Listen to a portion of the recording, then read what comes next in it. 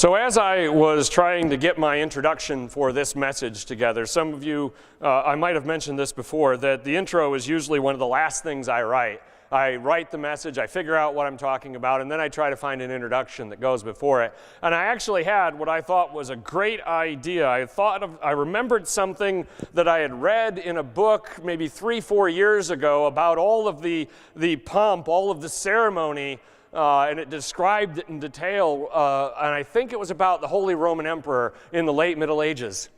And so I went to my bookshelf and I said, well, it must have been in this book. There's a book about the Middle Ages. And I looked it out, and I checked the index, and I flipped around, and I couldn't, well, it wasn't there. So I said, not that one. Oh, it was this one over here. And I probably spent 2 hours and looked through, I think, 7 of my books that are about the Middle Ages, that are about the history of the church, that are about anything that it could have been.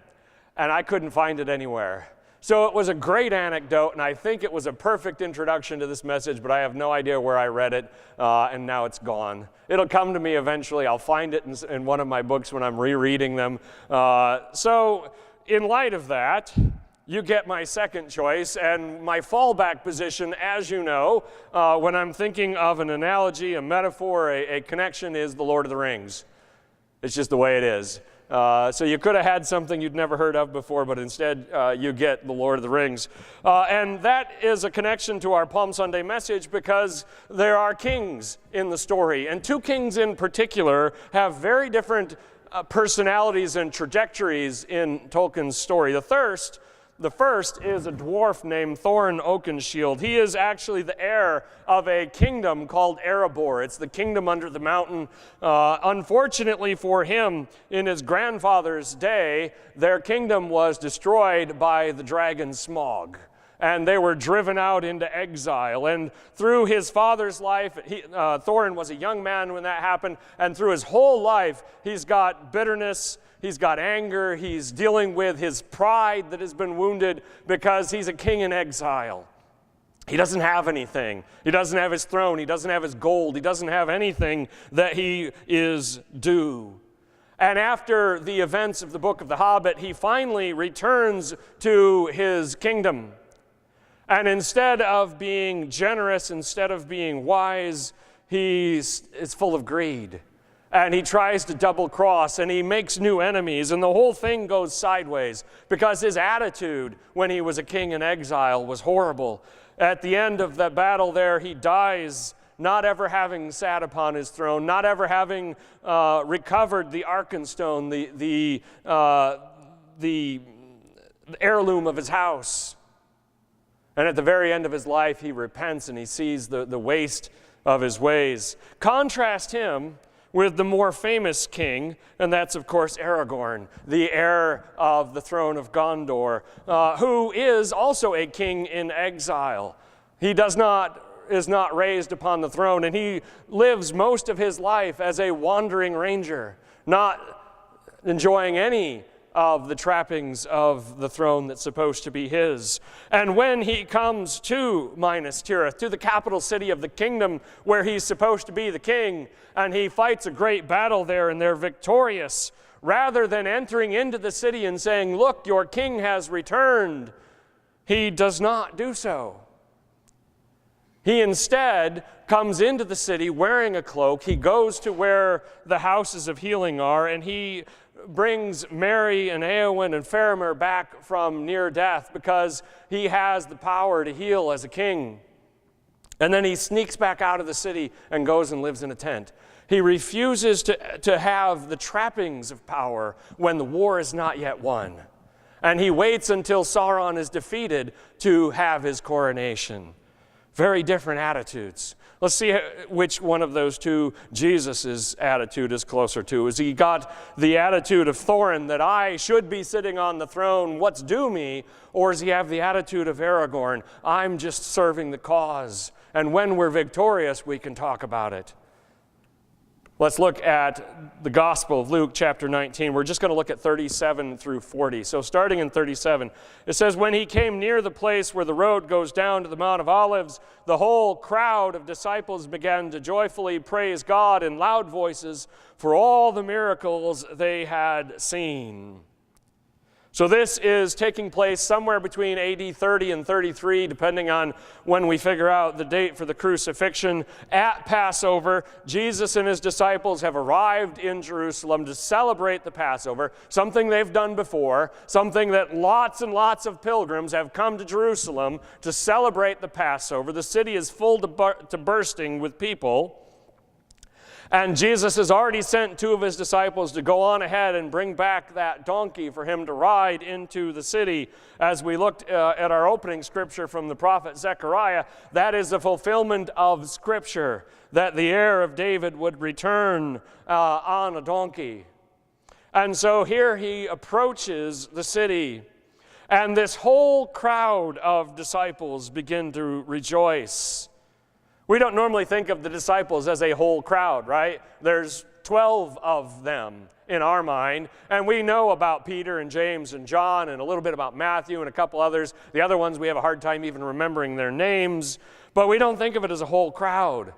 But it typically was with Jesus. It wasn't just these 12 traveling with him. There were a good number of women. There were a lot of other disciples. And so there might be dozens and dozens of people that have come with Jesus to go to Jerusalem for Passover. And as they approach this city that is so symbolic for them, the city where the throne of David is, they can't help themselves. They start to rejoice. They start to cry out praises to God because of all of the miracles they've seen. Think about what they've seen Jesus do. They've seen, most of all, the most impressive one, they've seen Lazarus brought back from the dead. But they've seen Jesus multiply food and walk on water and calm the sea and do all these things and heal the blind and the lames and the lepers. He's done so many miraculous things that they just can't contain it anymore. They have seen these things for themselves. They're witnesses. And so this is what comes out of their mouths. Blessed is the King who comes in the name of the Lord, peace in heaven and glory in the highest. Blessed is the King who comes in the name of the Lord. Well, of course, the King who comes is the promised Messiah. The prophets had said that one would come, and they talked about what that one would be and what he would do, and the people are in anticipation that a king will come. There is no king now on the throne of David. An heir of David has not sat on that throne for nearly 600 years. The people are awaiting the return of their king. And so they say, blessed is the one that God will choose, the one that he will empower, the one that he will declare is worthy of that throne. And he will come in the name of the Lord. He will not come on his own power. He will not come of his own volition and his own plan. It will be a path, the people realize, laid out for him by God. They know that it will take the power of God to once more establish the throne of David and the kingdom. And so they are crying out for that. These followers of Jesus, as he approaches Jerusalem, are seeing him as the king returned to sit upon the throne, who will set things to right, who will fix the wrongs, who will grant his people peace. And so they say, peace in heaven and glory in the highest. If you think about heaven, what are the things that pop into your mind? What are the most distinctive and interesting things and most worthy things of heaven? I think one of them has got to be peace.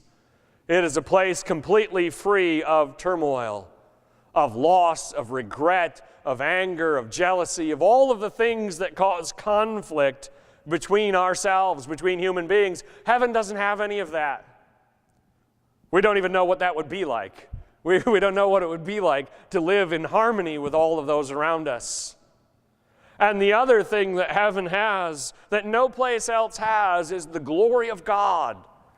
The glory of God, not just a glimpse of it.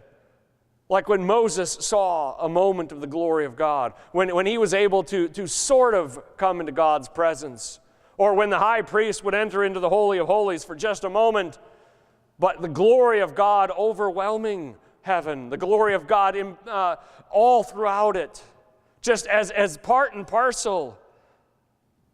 An amazing place. And so these disciples of Jesus are shouting and recalling and lifting up the glory of God by talking about heaven and His majesty and His throne and all of that. They are just in an amazing mood, and they're happy and they're joyous. And of course, this happens. Some of the Pharisees in the crowd said to Jesus, "Teacher, rebuke your disciples." Now, we all know that if you need a bad guy in the disciples, 9 times out of 10, it's the Pharisees, right? They're the go-to bad guy. And they had lots of things worth being the bad guy about. They got an issue. They are so blinded by their own pride that they can't see who Jesus is. And so they say to him, "Teacher, shut them up, please." Now, they call him teacher, and that is certainly a title he deserves. I mean, he is a teacher. He has disciples. If you have followers, those who are following you for training to be like you in the ancient world, you deserve the title of teacher. But we also know that they don't mean this seriously. They don't really think that Jesus is a teacher in the respectful way because they're not listening to him. They oppose everything that he is trying to teach. They've tried to counteract his teaching every time they are presented with it. And they want him to tell his disciples to cut it out. Tell them to stop honoring you. Tell them to stop proclaiming you as the Messiah. In other words, renounce that honor. Say it's not yours to have. Squelch their joy. Basically, they're asking him to go around the fair with a needle and pop all the kids' balloons. See how many kids you can make cry. Knock all their ice cream cones over. Take away the people's joy. Take away their happiness. Take away their praise of God. Now, the only reason the Pharisees would have for this action is if they thought that was heretical. If they truly were correct and this praise of Jesus was so misplaced that it would be blaspheming God. Obviously, they are wrong in that assessment, but they are trying to get in the way of this praise and bring it to an end. Which makes us ask a question. Is God supposed to conform to our expectations, or is it the other way around? Because the Pharisees are upset that God is not performing or not doing things their way. It's their way or the highway. And if God is not going to do things their way, then it just needs to stop. Whatever else is happening here, it can't be from God because it's not what I expect or what I want. Have we ever squelched the joy of anybody that was praising God? Have we ever been that wet cloth on someone who was trying to get fired up for God, whether in service or in praise, and then we come in as a wet blanket and say, well, you know, and here's why that won't work, and this is why that's not so good, and just put it out? Have you ever had that happen to you? I hope not. Hope I've never done that. Certainly wouldn't want to. Jesus has a response for them. "I tell you," he replied, "if they keep quiet, the stones will cry out." Not the Rolling Stones. The stones will cry out. They're old, but they're not this old. They haven't been around that long.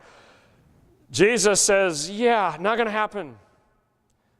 Not going to do it. If they keep quiet. These are the people who know who Jesus is. They know his power. They know his authority. They know that he is the Son of God, the one sent by the Father to redeem Israel. They don't understand how he's going to do it, but they know he is the one to do it. They're not going to be quiet. Why would they? First off, why would Jesus tell them to? But even if he did, why would they do it? Why keep quiet? How can someone stay quiet when you know a truth so amazing?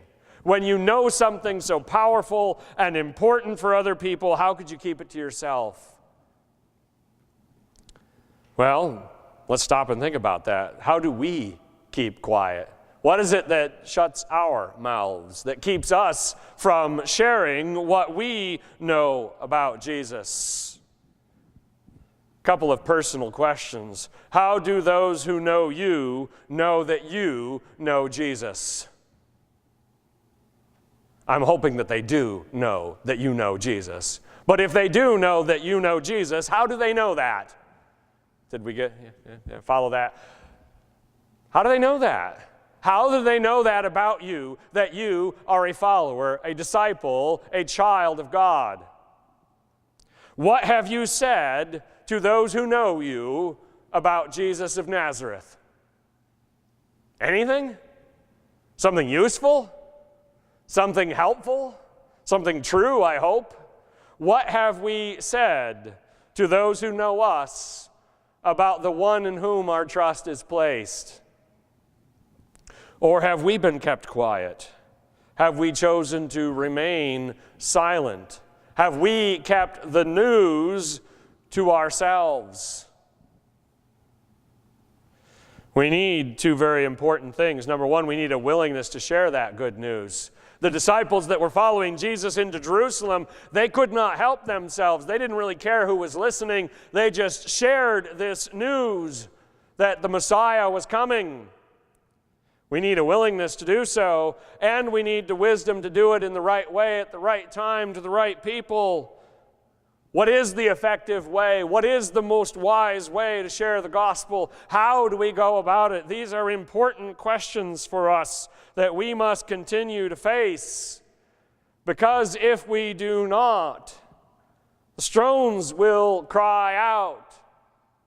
Now, I wonder about that statement because I think it's hyperbole. I don't think Jesus was saying that he was going to miraculously make mouths and lungs on the stones and they would speak or anything like that. I think Jesus is basically saying, you can't stop the praise that is due God here. There's no way to stop it. Don't get in the way, you're going to get run over, Jesus is saying. In this moment, with a week of trial that will end in his death ahead of him, Jesus is not going to stop the praise that is going to him and then through him to the Father. Not a chance. We know that God doesn't need people to accomplish his will. It's not as if God is lacking some power or ability, and so he needs us to do things for him because he can't do them for himself. We know that's not true. But we also know that God has chosen to utilize us in order to accomplish his will. Because God has decided that if he uses us and works through us, he will be glorified even more than if he simply does it himself.